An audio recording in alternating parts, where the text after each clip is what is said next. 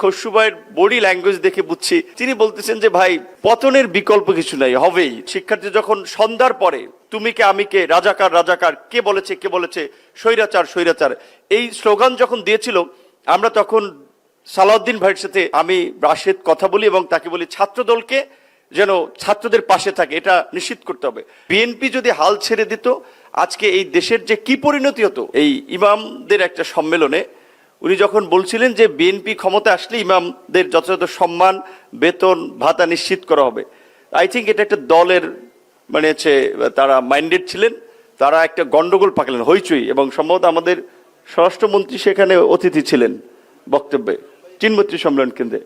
তো আজকে প্রমাণিত যে বিএনপি সরকার সেটা করেছে। আজকে জুলাইয়ের আলোচনার কথা যদি বলা হয়, এটা অবশ্যই, এটা তো অস্বীকার করে নেই, গত ১.৫ দশকের লড়াই সংগ্রামে বিএনপি যদি হাল ছেড়ে দিত, আজকে এই দেশের যে কি পরিণতি হতো সেটা আমরা জানতাম না। এবং একজন ব্যক্তি গ্র্যাজুয়ালি তার ছোট ভাইকে হারিয়েছে, তার মাকে এভাবে মৃত্যুর দিকে ঠেলে দিয়েছে। এই রকমের নির্মম সত্য জেনেও তিনি আপোষহীন পথে হেঁটেছেন। এবং ২৪-এর নির্বাচন নিয়ে বিশেষ করে আমরা চিন্তা করতেছিলাম আমাদের সাথে আলাপ আলোচনায় যে শেষ পর্যন্ত বিএনপির তৎকালীন ভারপ্রাপ্ত চেয়ারম্যান তিনি কি সিদ্ধান্ত নেন।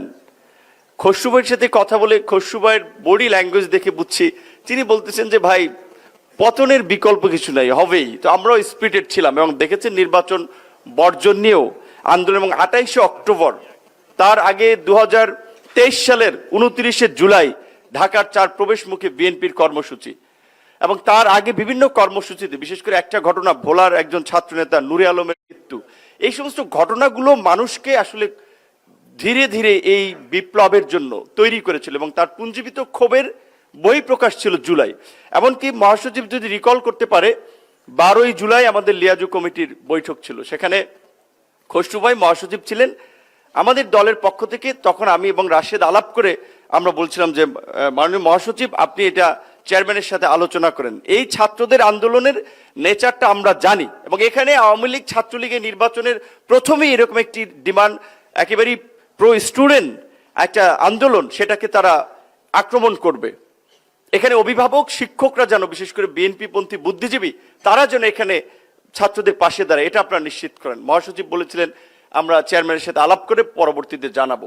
এবং ঢাকা বিশ্ববিদ্যালয়ে যেদিন 14ই জুলাই গণভবনে শেখ হাসিনার সংবাদ সম্মেলনে শিক্ষার্থীদেরকে ঢালাওভাবে রাজাকারের নাতিপুতি বলে মন্তব্য করলেন, এবং শিক্ষার্থী যখন সন্ধ্যার পরে তুমি কে আমি কে, রাজাকার রাজাকার, কে বলেছে স্বৈরাচার স্বৈরাচার, এই স্লোগান যখন দিয়েছিল, আমরা তখন সালাউদ্দিন ভাইয়ের সাথে মাননীয় স্বরাষ্ট্রমন্ত্রী আমি রাশেদ কথা বলি এবং তাকে বলি ছাত্রদলকে যেন ছাত্রদের পাশে থাকে, এটা নিশ্চিত করতে হবে।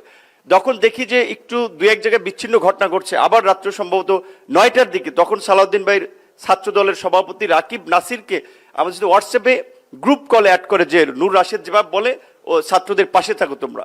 এবং পরের দিনের আন্দোলন পর্যায়ক্রমে দেশের বিভিন্ন জায়গায় ছড়িয়ে গিয়েছিল।